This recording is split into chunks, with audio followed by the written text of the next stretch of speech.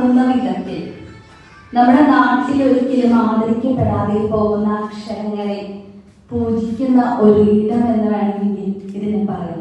പ്രവാസികളുടെ പുസ്തകം നമ്മുടെ ഷാർജ പുസ്തകോത്സവത്തില് ഒരുപാട് എഴുത്തുകാരെ കാണാറുണ്ട്. പക്ഷെ അതിൽ എത്ര പേരുടെ പുസ്തകം നമ്മൾ വായിച്ചിട്ടുണ്ട്? നമ്മൾ അവരോടൊപ്പം ഫോട്ടോ എടുക്കുന്നു, പുസ്തകത്തിന്റെ ചട്ട പിടിച്ച് നമ്മൾ ആ പുസ്തകത്തിന്റെ പരസ്യക്കാരാകുന്നു. പക്ഷെ അതിലത്തെ അക്ഷരങ്ങളെ എത്ര പേര് നമ്മൾ തൊട്ടിട്ടുണ്ട്? അപ്പൊ തീർച്ചയായിട്ടും ഈ ഒരു വേദി എന്ന് പറയുന്നത് ലോകത്തിന്റെ വിവിധ ഇടങ്ങളിലേക്ക് പ്രവാസത്തിന്റെ എഴുത്തിന്റെ ശക്തി രേഖപ്പെടുത്തുന്ന ഒരിടമായിട്ട് മാറുകയാണ്. അപ്പൊ ഷാർജ പുസ്തകോത്സവത്തിൽ എത്തുന്ന എല്ലാ എഴുത്തുകാരും മോഹിക്കുന്ന, എന്റെ പുസ്തകം ചർച്ച ചെയ്യപ്പെടുന്ന ഒരു ഇടമായിട്ട് മാറുന്ന ഒരു വേദിയായിട്ട് ഈ പ്രവാസി ബുക്സ് മാറുന്നു. അതിന്റെ കൂടി ഒരു അടയാളമാണ് സ്നേഹത്തോടൊപ്പം UK നിന്നെത്തുന്ന ശ്രീലച്ചേച്ചിയെ പോലുള്ളവര്, റാസൽഖൈമയിൽ നിന്നെത്തുന്നവര്, അങ്ങനെ അകലങ്ങൾ അടുത്ത് എത്തുന്ന മനുഷ്യരുടെ മനസ്സായി അക്ഷരമായി മാറി പ്രവാസി ബുക്സിന് ഏറ്റവും കൂടുതൽ ഇതിന്റെ അക്ഷീണ പരിശ്രമം നടത്തിക്കൊണ്ടിരിക്കുന്ന 2 വ്യക്തികളാണ്. അതിലെ പ്രവീൺ പാലക്കൽ നമ്മുടെ മോഡറേറ്ററായിട്ട് ഇവിടെ ഈ വേദിയെ ഏറ്റവും സമ്പുഷ്ടമാക്കുകയും ചെയ്യുന്ന പ്രവീൺ പാലക്കലിന് ആദ്യമായി നന്ദി രേഖപ്പെടുത്തട്ടെ.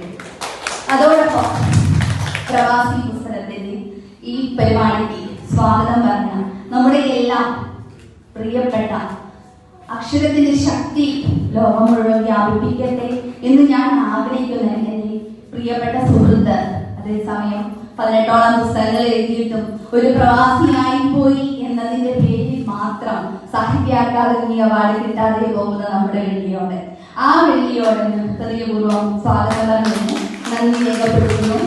ഇവിടെ 2 വ്യക്തിത്വങ്ങളാണ്, 2 സ്ത്രീരത്നങ്ങളാണ് ചർച്ച ചെയ്യപ്പെട്ടത് എന്നതും ഒരു സ്ത്രീ എന്ന നിലയിൽ എനിക്ക് അഭിമാനം തോന്നുന്നു.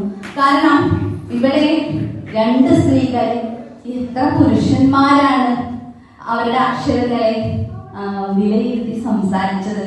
അത് തന്നെ നമ്മുടെ നാട്ടിൽ ഇപ്പോഴും പലപ്പോഴും സ്ത്രീകൾക്ക് ഇടമില്ലാതാവുകയും ന്യൂനപക്ഷത്തിന്റെ പേരിൽ ആ ശതമാനത്തിൽ കയറി പറ്റുന്ന ഇടങ്ങളിലേക്ക് സ്ത്രീകൾ എത്തുമ്പോൾ ഇവിടെ ഈ പ്രവാസ ഭൂമിയിൽ സ്ത്രീകൾ ആദരിക്കപ്പെടുന്നു. അവരുടെ ഏറ്റവും നവാഗത എഴുത്തുകളെയാണ് പ്രവാസി ബുക്സ് ഏറ്റവും കൂടുതൽ പ്രോത്സാഹിപ്പിക്കുന്നത് എന്ന് എനിക്ക് തോന്നുന്നു. അപ്പം തീർച്ചയായിട്ടും ഇവിടെ എത്തിയ 2 പേര്, ഗീത ചേച്ചിയും ലേഖയും. ഗീത ചേച്ചിയെ ഞാൻ പറഞ്ഞ് എന്റെ അക്ഷരങ്ങൾക്ക് ഇനി അതിന്റെ ആവനാടിയിലെ അമ്പലം തീർന്നെന്ന് തോന്നുന്നു. അത്രമാത്രം ഞാൻ കടപ്പെട്ടിരിക്കുന്ന ഒരു കുടുംബം. ഞാൻ എപ്പോഴും എന്റെ പരിചയത്തിലുള്ളവരോട് പറയാം, എന്റെ ഗാർഡിയൻസാണ് മോഹനേട്ടനും ഗീത ചേച്ചിയും. എന്റെ വീട്ടില് 2 ചിത്രങ്ങളുണ്ട്. ഒരിക്കലും ഇന്നേ വരെ അവരെ വീട്ടിൽ വന്നിട്ടില്ല ശാന്തിയില്. പക്ഷെ ആ വീടിന്റെ ചുമരിൽ കുറച്ച് ചിത്രങ്ങളുണ്ട്. ദൈവങ്ങളുടെ ചിത്രങ്ങളല്ല, മനുഷ്യരുടെ ചിത്രങ്ങളാണ്. അപ്പം ഗീത ചേച്ചിക്ക് കുമ്മായി പാത്തോന്ന് അതിലെ ഓരോ അക്ഷരത്തിലും ചേച്ചി കൂടുതൽ വായിച്ച് മനുഷ്യരുടെ ഗന്ധമുള്ള അക്ഷരങ്ങളിൽ നിന്നും ലോകത്തിന് വെളിച്ചം നൽകുന്ന ഒരുപാട് അക്ഷരങ്ങൾ എഴുതാനായിട്ട് ഇവിടേക്ക് എത്തിച്ചേർന്നതിൽ ഹൃദയപൂർവ്വം നന്ദി രേഖപ്പെടുത്തുന്നു. ലേഖ നീലാത്തിരി. എനിക്ക് ഏറ്റവും കൂടുതൽ വിമർശിക്കാൻ തോന്നിയത് ആ നീലാത്തിരി എന്ന് പറയുന്ന പേരാണ്. ഒരു കവിതയുടെ പുസ്തകമാണോ അത് എന്ന് ഒരുപക്ഷെ സംശയം തോന്നും. അത്രമാത്രം ശക്തമായ 13 ലേഖനങ്ങളുടെ ഒരു സമാഹാരം. ഈ സമകാലിക സമൂഹം ഏറ്റവും കൂടുതൽ ചർച്ച ചെയ്യപ്പെട്ട വിഷയത്തിൽ ഫേസ്ബുക്ക് കുറിപ്പുകളായി എത്രയോ മുൻപ് ലേഖയുടെ എഴുതിയെത്തും. പലപ്പോഴും എഴുതാൻ അറിയുന്നവരെ വായിക്കുകയുള്ളൂ, അവരെ എഴുതുകയില്ല പലപ്പോഴും. അതാണ് ഇത്രയും വൈകിയത്. തീർച്ചയായിട്ടും ലേഖയുടെ ഓരോ ലേഖനവും ഓരോ കഥകളാണ്, കവിതകളാണ്. റഫീഖ അഹമ്മദിന്റെ അമ്മത്തൊട്ടിൽ എന്ന് പറയുന്ന കവിതയുണ്ട്.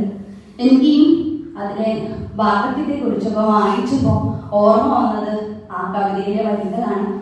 ഗോപിയേട്ടൻ പറഞ്ഞ പോലെ ഞാൻ പറയാൻ വന്നൊരു കാര്യമായിരുന്നു, യൂണിവേഴ്സിറ്റി തലത്തിൽ ചർച്ച ചെയ്യപ്പെടുന്ന പഠനയോഗ്യമായ പുസ്തകമായി ഇത് മാറേണ്ടതുണ്ട്.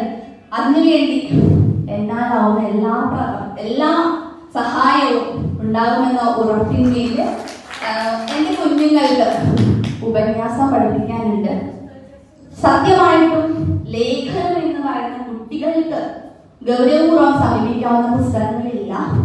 ഇത് എൻ്റെ കുഞ്ഞുങ്ങൾക്കുള്ള ഒരു പഠന ഗ്രന്ഥമായിട്ട് ഞാൻ അവർക്ക് സജസ്റ്റ് ചെയ്യുകയാണ്. അപ്പോൾ ലേഖയ്ക്കും ഹൃദയപൂർവ്വം നന്ദി രേഖപ്പെടുത്തുന്നു. പിന്നെ ഇവിടെ ഓരോ കഥകളെയും ലേഖനങ്ങളെയും ചർച്ച ചെയ്ത അജിത്ത് കണ്ടല്ലൂര് കുറച്ചുകൂടി നവോത്ഥാനപരമായ ചിന്തകളുമായിട്ടാണ് അജിത്ത് നിലാദ്രിയെ ബന്ധിപ്പിച്ചത്. മുഴുവനൊന്നും പറയാതെ വരികൾക്കിടയിലൂടെ വായിക്കാവുന്ന ഒരു അവതരണമായിരുന്നു അജിത്തിൻ്റെത്. അദ്ദേഹത്തിന്റെ സാന്നിധ്യത്തിലും നന്ദി രേഖപ്പെടുത്തുന്നു. അതേപോലെ കുമായി പാത്തൂരി കൃത്യമായിട്ട് ഓരോ പോയിന്റും അടയാളപ്പെടുത്തിയ അക്ബർ ആലിക്കരയ്ക്ക് ഹൃദയപൂർവ്വം നന്ദി രേഖപ്പെടുത്തുന്നു. വിമർശനം എപ്പോഴും നമ്മളിങ്ങനെ ചുറ്റുമുള്ള കയ്യടികളിൽ പെട്ടു പോകുമ്പോൾ നമ്മളൊരു ബബിളിൽ പെട്ടു, നമ്മളാണ് വലുതെന്നൊരു തോന്നലുണ്ടാവും. പക്ഷേ അവിടെ നമ്മളെ ചിന്തിപ്പിക്കാൻ എപ്പോഴും പ്രേരിപ്പിക്കുന്നത് വിമർശനമാണ്. എന്നെ സംബന്ധിച്ചിടത്തോളം വിമർശനമാണ് എന്നെ പലപ്പോഴും ശക്തയാക്കാറുള്ളത്. അതുകൊണ്ട് വിമർശനത്തിലൂടെ ഈ സദസ്സ് ധന്യമാക്കിയ സൈഫുദ്ദീൻ ആദിക്കടലിനായി അദ്ദേഹത്തിന്റെ സാന്നിധ്യത്തിലും നന്ദി രേഖപ്പെടുത്തുന്നു. എം.ഒ. രഘുനാഥ് ലൈബ്രറിയിൽ മരിച്ചിട്ടില്ലെന്ന് പിന്നെയും തന്റെ വീക്ഷണത്തിലൂടെ ഓർമ്മപ്പെടുത്തിയതിന് ഹൃദയപൂർവ്വം നന്ദി. അജിത്ത് വള്ളോളി, എനിക്ക് തോന്നുന്നു ഇവിടെ വീഡിയോ ക്യാപ്ചർ ചെയ്തിട്ടുണ്ടെന്ന് തോന്നുന്നു എല്ലാ നമ്മുടെ സംസാരങ്ങളിലും. ഇപ്പൊ നമ്മൾ AI-നെയൊക്കെ കുറ്റം പറയെങ്കിലും AI-ക്ക് ഈ സംഭാഷണങ്ങളെല്ലാം വീടാക്കി മാറ്റാൻ പറ്റും. ഇവിടെ സംസാരിച്ച അജിത്തിന്റെ ആ ഒരു സംഭാഷണത്തെ സത്യം പറഞ്ഞാൽ ഒരു ലേഖനായിട്ട് നമുക്ക് വേണമെങ്കിൽ, മുഖസ്തുതിയല്ല, സത്യമായിട്ടും ഇവിടെ സംസാരിച്ച ഓരോ ഭാഷണങ്ങളും നമ്മളത് ഒരു പ്രബന്ധമാക്കി മാറ്റുകയാണെങ്കിൽ ഈ രണ്ട് എഴുത്തുകാർക്ക് കൊടുക്കാവുന്ന ഏറ്റവും നല്ല ആദരവായിരിക്കും. അപ്പൊ ChatGPT-യോട് പറഞ്ഞു കഴിഞ്ഞാൽ അത് ലേഖനമായിട്ട് എഡിറ്റ് ചെയ്ത് നമുക്ക് ഈ പ്രസംഗങ്ങളെല്ലാം വെറുതെ ഇങ്ങനെ മൊബൈൽ സ്പേസ് കളയുമ്പോൾ നമ്മൾ ഡിലീറ്റ് ചെയ്യുന്ന വാക്കുകളായിട്ട് മാറാതെ പുസ്തകങ്ങളിൽ ശേഖരിക്കപ്പെടാനായിട്ട് പ്രവാസി ബുക്സിനോട് ഞാൻ അഭ്യർത്ഥിക്കുകയാണ്. അപ്പോൾ അതിനും ഹൃദയപൂർവ്വം നന്ദി രേഖപ്പെടുത്തുന്നു. പിന്നെ ബിജു വിജയ്, സത്യം പറഞ്ഞാല് ഞാനിവിടെ എത്തിയത് ബിജു ചേട്ടൻ വഴിയാണ്. അത് എവിടെയും ഞാൻ പറയാൻ അവസരം ഉണ്ടായിട്ടില്ല. എൻ്റെ കോളേജിലെ കോവിഡ് കാലത്ത് ഒരു ദേശീയ വെബിനാർ നടത്തണം, ഇന്റർനാഷണൽ വെബിനാർ നടത്തണം. അപ്പം ഞാനൊരു ഇടതുപക്ഷ പുരോഗമനവാദി ആയതുകൊണ്ട് ബിജു ചേട്ടൻ്റെ FB റിക്വസ്റ്റ് വന്ന് ഞാൻ അങ്ങനെ ഫ്രണ്ട്സ് ആയതാണ്. അപ്പോഴാണ് എനിക്ക് ഈ ഷാർജയുമായുള്ള ബന്ധം എന്ന് പറയുന്നത് ഒട്ടും ഇല്ലാത്ത ഒരു കാലഘട്ടത്തില് കോവിഡ് പീരീഡില് എനിക്ക് ആ വെബിനാർ നടത്തുന്നത്. അപ്പൊ ഞാൻ ആദ്യമായിട്ട് ചേട്ടന് ഒരു മെസ്സേജ്, ചേട്ടാ എനിക്കിങ്ങനെ ഒരു വെബിനാർ നടത്തണം കോവിഡ് ടൈമില്, എനിക്ക് ആരെങ്കിലും ഒന്ന് വിദേശത്തെ എഴുത്തുകാരുമായിട്ട് ഒരു ഗൂഗിൾ മീറ്റ് വഴി ഞങ്ങൾക്കൊരു സെമിനാർ സംഘടിപ്പിക്കാൻ പറ്റുമോ എന്ന് ചോദിച്ചപ്പോ ചേട്ടൻ തന്ന വലിയൊരു എഴുത്താണിയാണ് വെള്ളിയോടൻ. അങ്ങനെയാണ് വെള്ളിയോടനെ ഞാൻ പരിചയപ്പെടുന്നതും അദ്ദേഹം വെബിനാർ വഴി ഞങ്ങളുടെ കോളേജിന്റെ അതിഥിയായിട്ട് എത്തുന്നതും പിന്നീട് എൻ്റെ ഏറ്റവും നല്ല സഖാവായിട്ട് മാറുന്നതും. അപ്പം അതുകൊണ്ട് ബിജുചേട്ടനോടുള്ള ആ ഒരു 5-6 വർഷം മുന്നത്തെ കടപ്പാട് വാക്കുകൾ കൊണ്ട് തീർക്കാൻ പറ്റില്ല എങ്കിൽ പോലും ഹൃദയപൂർവ്വം പ്രവാസി ബുക്സാണ് അങ്ങനെ ഒരു ഇടം തന്നതിൽ നന്ദി രേഖപ്പെടുത്തുന്നു. പിന്നെ ഇവിടെ ആരെയും വിട്ടുപോയിട്ടില്ല. പിന്നെ UK-യിൽ ഇന്നപ്പോഴും താരമായിട്ട് ശ്രീല ചേച്ചിയാണ്. സത്യം പറഞ്ഞാൽ എത്ര പൈസ ചെലവിട്ട് എത്ര സമയം ചെലവിട്ട് എത്തിയ ആ ഒരു വ്യക്തിത്വത്തെ തീർച്ചയായിട്ടും എണ്ണമല്ല ഇവിടെ എത്തിയ മനസ്സ്, ആ മനസ്സിനാണ് കയ്യേറി. അത് ഹൃദയപൂർവ്വം ഈ ഒരു പ്രോഗ്രാമിന്റെ വൻ വിജയമായിട്ട് അത് മാറുന്നു. ശ്രീല ചേച്ചി ഹൃദയം നന്ദി. പിന്നെ അതുപോലെ സബനെ ഇത്ര നന്നായിട്ട് സംസാരിക്കുന്നു എനിക്ക് അറിയില്ല. കണ്ട ഒരു പാവം കുട്ടി, അങ്ങനെ വിചാരിച്ച ആ ഒരു ആള് എത്ര നിമിഷനേരം കൊണ്ടാണ് തന്റെ വീക്ഷണത്തെ കൃത്യമായി അടയാളപ്പെടുത്തിയത്.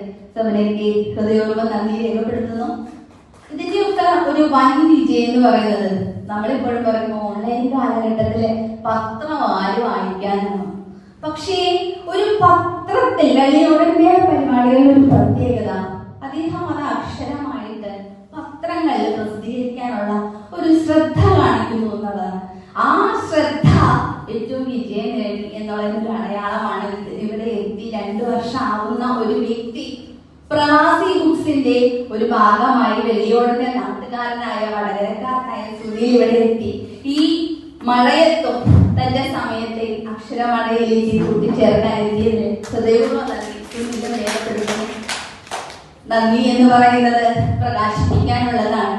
അത് വാക്കുകളിലൂടെയല്ല, നമ്മുടെ നോട്ടത്തിലൂടെ, നമ്മുടെ കാഴ്ചപ്പാടിലൂടെ, നമ്മുടെ അക്ഷരങ്ങളിലൂടെ ഇവിടെ എത്തി ഈ ഒരു സമയം മുഴുവൻ ഇവിടെ ഈ സദസ്സിനെ ധന്യമാക്കി നിങ്ങളുടെ സമയത്ത് മുഴുവൻ പ്രവാസി ബുക്സിനെ കേൾക്കാൻ വേണ്ടി ഇടമൊരുക്കിയ എല്ലാവർക്കും, അതോടൊപ്പം ഗോപിയേട്ടൻ കവിത പടിവാതിലില്ലാത്ത വീടാണ്.